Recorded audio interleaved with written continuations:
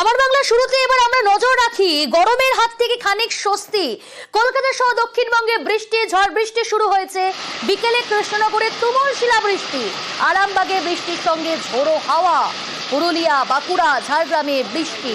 রবিবার পর্যন্ত দক্ষিণবঙ্গে ঝড় বৃষ্টির সম্ভাবনা জানিয়েছে হাওয়া অফিস। গরমের হাত থেকে খানিক স্বস্তি, কলকাতা সহ দক্ষিণবঙ্গের জেলাগুলিতে বৃষ্টি। বিকেলে কৃষ্ণনগরে তুমুল শিলাবৃষ্টি।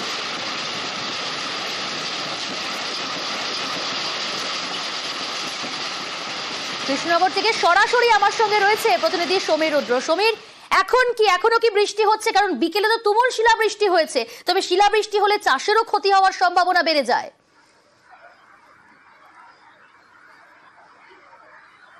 দেখো প্রিয়াঙ্কা, এখনো কিন্তু মুষলধারে বৃষ্টি হচ্ছে কৃষ্ণনগর সংলগ্ন আশেপাশে এলাকায়। এর ফলে মানুষের যে স্বস্তিটা নেমেছে, কারণ ভ্যাবসা গরম থেকে তারা মুক্তি পেয়েছে। এর পাশাপাশি কিন্তু মাথায় হাত কৃষকদের, কারণ এর যে মুষলধারে বৃষ্টি, এর পাশাপাশি কিন্তু ব্যাপক শিলাবৃষ্টি হয়েছে কৃষ্ণনগরের পার্শ্ববর্তী ভীমপুর এলাকার ফুলগাছি এলাকাতে। এবং এই যে শিলাবৃষ্টির পরিমাণ এতটাই বেশি ছিল যে রাস্তার উপরে কিন্তু পুরো স্তর জমে যায় শিলাবৃষ্টি ছিল এবং সাদা হয়ে যায় এলাকা। এর ফলে চাষের ব্যাপক ক্ষতি হওয়ার একটা আশঙ্কা করা হচ্ছে। এবং ধান থেকে গিয়েছে, ধান কাটার সময় একই পাশে কিন্তু ধানের মুকুল এসেছে এবং এর পাশাপাশি লিচু আছে গাছে এবং পাট লাগানোর সময় এই যে শিলাবৃষ্টির ফলে কিন্তু ধানের যেমন ক্ষতি হয়েছে, পাট ভেঙে যাবে এবং আম এবং লিচুটা কিন্তু ব্যাপক ক্ষতি হবে বলে একটা আশঙ্কা করা হচ্ছে। প্রিয়াঙ্কা, একেবারে কৃষ্ণনগরের ছবিটা আপনাদের দেখাচ্ছি, এরই পাশাপাশি আরামবাগের ছবিটা দেখুন। এই মুহূর্তে আরামবাগের ছবি দেখাচ্ছি আপনাদের। আরামবাগে ঝড় বৃষ্টি, বৃষ্টির সঙ্গে ঝোড়ো হাওয়া আরামবাগে। আগামী রবিবার পর্যন্ত দক্ষিণবঙ্গের জেলাগুলিতে কিন্তু ঝড় বৃষ্টির সম্ভাবনা জানিয়ে দিয়েছে হাওয়া অফিস অর্থাৎ আবহাওয়া দপ্তর। এই মুহূর্তে হুগলি আরামবাগের ছবিটা দেখাচ্ছি। সন্ধে সেখানে কিন্তু বৃষ্টি শুরু হয়েছে এবং বিকেলের পর থেকেই আরামবাগে বৃষ্টির সঙ্গে ঝোড়ো হাওয়া। শুধুমাত্র কৃষ্ণনগর, আরামবাগ নয়, দক্ষিণবঙ্গের জেলাগুলিতে বৃষ্টি শুরু। পুরুলিয়ার ছবি দেখাচ্ছে এই মুহূর্তে, দেখুন পুরুলিয়াতে, সেখানেও কিন্তু সন্ধে নামতেই সেখানে বৃষ্টি শুরু। পুরুলিয়া, বাঁকুড়া, ঝাড়গ্রাম, তিনটি জেলার ছবি দেখাচ্ছি।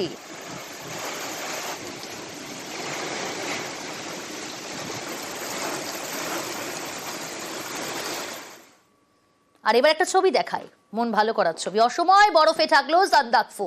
মেয়ের প্রথম দিনে সান্দাকফুতে অপরূপ দৃশ্য, যতদূর চোখ যায় বরফ আর বরফ। পর্যটকদের माथिको टुरिस्टहरूलाई त रेस्क्यु गर्नु पर्यो होला हैन। सबै साथीहरू आइदिएको भए चाहिँ यहाँनिर मेन भनेको यही हो। तलतिर त निकै हामीले सोरेर आयो। यो चाहिँ जस्ट मन्दिरकै मुनिपट्टि हो। গতকাল জগন্নাথ মন্দিরের উদ্বোধন করেন মুখ্যমন্ত্রী মমতা বন্দ্যোপাধ্যায়। উদ্বোধন করার কিছুক্ষণের মধ্যেই 5:30 নাগাদ চলে যান দিলীপ ঘোষ।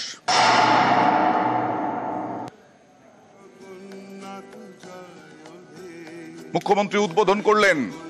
উদ্বোধনের সময়ের ছবি দেখছেন। দ্বারোদ্ঘাটন করলেন, প্রাণ প্রতিষ্ঠা করলেন জগন্নাথের বিগ্রহে। আর 5:30 বিকেল তখন 5:30 দিলীপ ঘোষ চলে গেলেন জগন্নাথ মন্দিরে স্ত্রীকে নিয়ে। স্ত্রী সহ দিলীপ ঘোষ একেবারে জগন্নাথ মন্দিরে পৌঁছে গেলেন উদ্বোধনের পরপরই। তখন থেকেই মনে হয়েছিল কিছু তো একটা হবে এই ঘোলা। আর তারপরেই সেই ঘোলাটে হতে শুরু করলো বিষয়টি, যখন মুখ্যমন্ত্রীর সঙ্গে দিলীপ ঘোষ এক সারিতে বসলেন এবং কথোপকথন দেখুন।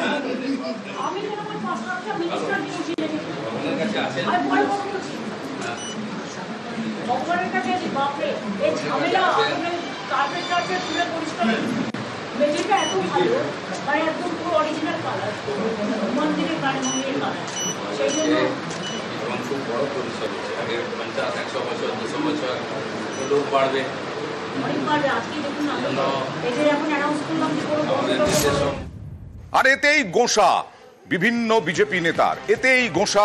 বিজেপি নেতার, তারা গতকাল থেকেই শুরু করেছিলেন। সৌমিত্র খাঁ, সুকান্ত মজুমদার।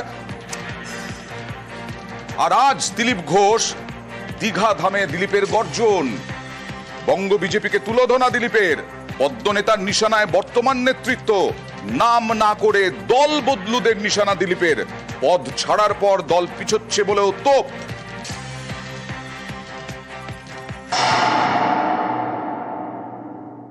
গতকাল দীঘায় জগন্নাথ মন্দির উদ্বোধন হয়েছে, আমরাও তার দর্শনের সুযোগ পেয়েছি। এই ঘটনাকে নিয়ে বহু রকম তর্ক বিতর্ক শুরু হয়ে গেছে। পশ্চিমবাংলায় সবকিছু তো রাজনীতি হয়, হয়েওছে, কিন্তু আমার খুব মজা লাগছে, আমার পার্টির কিছু লোক খুব কষ্ট পেয়েছে। যে পার্টির কর্মীরা কষ্ট পেয়েছেন, হতাশায় ভুগছেন, কেউ কেউ ভাবছে সুসাইড করবে কিনা, আমি বলছি বিজেপি করতে গেলে হতাশায় ভুগবেন না, চোখের জল ফেলবেন না, কারণ আমরা পার্টি দাঁড় করিয়েছি রক্ত দিয়ে আর ঘাম দিয়ে। যেন বিজেপির কর্মীরা পেছনে তাকায় না, ভয় পায় না, সন্দেহ করে না। যতদিন আমার মনের মধ্যে, আমাদের কর্মীদের মধ্যে সন্দেহ ছিল না, বিভেদ ছিল না, পার্টি এগিয়েছে। যেদিন থেকে এই ধরনের অপসংস্কৃতি ঢুকেছে, তখন থেকে পার্টি পিছোচ্ছে। দিলীপ ঘোষ 42 বছর ধরে ঘরবাড়ি ছেড়ে সমাজের কাজ করছে, 10 বছর রাজনীতি করছে। দিলীপ ঘোষের দিকে আঙুল তোলার হিম্মত কারণে, না পক্ষে না বিপক্ষে, যে কোনো ধরনের আমি চ্যালেঞ্জ করছি। যাদেরকে আমি নিয়ে এসে নেতা বানিয়েছি, যারা বিজেপি দেশে করে খাচ্ছে, তাদেরই বেশি পেট ব্যথা হচ্ছে। এখানেই শেষ নয়, দলের একাংশকে দালাল বলে তোপ দাগলেন আর বললেন, দাবি করলেন তার নেতৃত্বে দলের হাল ভালো ছিল, 21-এর পর বিজেপি জিততে ভুলে গেছে। আজ যারা বড় বড় কথা বলছেন, তারা হিন্দুর জন্য কতটা লড়াই করেছেন, কি ত্যাগ করেছেন। 4 পয়সার ত্যাগ নেই, বিজেপিতে কামাতে এসছেন, কামানো কমে যাচ্ছে। আমি দোকান সাজিয়ে দিয়েছিলাম 77টা এমএলএ দিয়ে, 1 ডজন এমএলএ আজকে নাই কেন?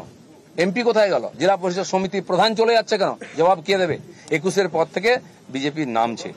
19 সালে বিজেপি 41% ভোট পেয়েছিল, এবং আজ অনেক নেতা আমাদের পার্টিতে তার বিরুদ্ধে লড়াই করে আমরা পার্টিকে বাড়িয়েছিলাম। অনেকে প্রশ্ন করছেন, 41% ভোট আর 121টা বিধানসভায় আমরা লিড নিয়েছিলাম। 5 বছর পরে 24 সালের ইলেকশনে সেই ভোট 39% নেমেছে, আর 91টা বিধানসভায় আমরা লিড পেয়েছি। পার্টি এগোচ্ছে না পিছোচ্ছে? আমরা হার জিততে ভুলে গেছি 21 সালের পরে। প্রশ্ন করুন, কি দিয়েছেন সমাজকে? কেন পার্টি নেমে গেছে? 250 লোকের প্রাণের বিনিময়ে যে পার্টি দাঁড় করিয়েছিলাম, সে পার্টি কোথায় আজকে? কেন হারছি আমরা? কেন লোকে ছিচিৎকার করছে? আর এই দালালরা যেদিন থেকে পার্টিতে এসছে, বিজেপির গন্ধও চলে গেছে, বিজেপির স্বাদও চলে গেছে। লোক বিজেপির ভরসা করতে পারছে না। তাই ভরসা ফিরিয়ে আনার জন্য লড়াই করুন, নাটক করবেন না। আর ফের করে দেখানোর চ্যালেঞ্জ দিলীপ ঘোষের।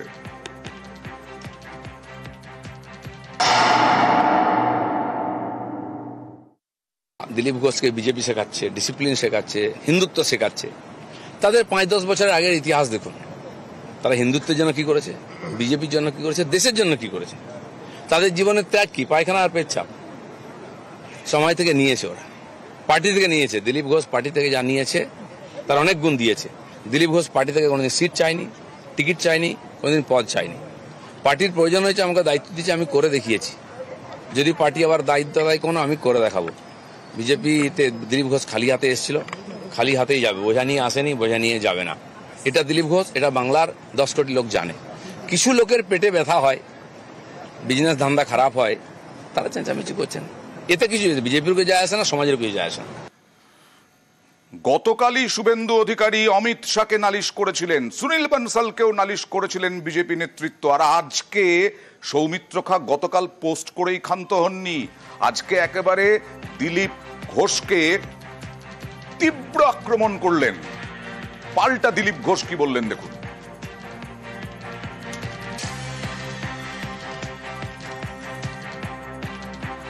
মাথার চুল যখন পাকা হয়ে যায়, সাদা হয়ে যায়, যখন মতিভ্রম হয়, তখন আর সেই মাথার সাদা চুলটা যখন মাথা থেকে পড়ে যায়, কোনো দাম থাকে না। ঠিক দিলীপ বাবুর মতিভ্রম হয়েছে, ওটা এখন বাংলার পলিটিক্সে ক্লোজ চ্যাপ্টার, ওটা আর কোনো চ্যাপ্টারই নয়। অনেকে রাজনীতিতে সিনিয়র বয়স হলে হারিয়ে যায়, দিলীপ দাও কালের গতিতে উনি হারিয়ে যাবেন। কিন্তু যাদের কাঁচা চুল পড়ে গেছে তাদের কি হবে? চাল, চরিত্র, চেহারা, জীবন পদ্ধতি, কথাবার্তা, মনে হয় সুস্থ মানুষ। এরাই বিজেপির বোঝা। এখন এদের বইতে গিয়ে আমাদের কর্মীদের কোমর ভেঙে যাচ্ছে। আর অর্জুন সিং তো বললেন যে তলে তলে তৃণমূলের সঙ্গে নাকি সেটিংই ছিল দিলীপ ঘোষের। পাল্টা দিলীপ ঘোষ কি বললেন দেখুন। আপনারা হাইলাইট করছেন, এটা আমরা অনেক দিন ধরে জানি। যখন উনি এমএলএ ছিলেন, আর তখন থেকে আমরা দেখতাম বিধানসভা মনোজটিজ্ঞা হয়তো বলতো বক্তব্য রাখতো। দিলীপ বাবু সবসময় কখনো ববি হাকিম, কখনো পার্থ চ্যাটার্জির কাছে বসে গল্প করতেন। এটা বিজেপি সব কর্মীরা জানতো। আজকে কর্মীরা বহিঃপ্রকাশ করে উনি কবে দলকে দাঁড় করালেন? দলকে মোদিজি দাঁড় করিয়েছেন, দলকে অমিত শাহ দাঁড় করেন, উনি আবার কবে দাঁড় করালেন? তো আমরা জানতাম উনি দল বিরোধী কাজ, উনি মমতা ব্যানার্জির সঙ্গে তলা আন্ডারস্ট্যান্ডিং রাখেন, নাহলে মমতা ব্যানার্জি হঠাৎ উনাকে ডাকবে কেন? এটা তো বোঝা ব্যাপার আছে। আমাদের বাড়িতে রোজ পুলিশ নিয়ে পৌঁছে যায়, নোটিশ নিয়ে পৌঁছে যায়, উনার বিয়ে বাড়িতে ফুল নিয়ে পৌঁছে যায়, সেটা বুঝতে পারছেন না?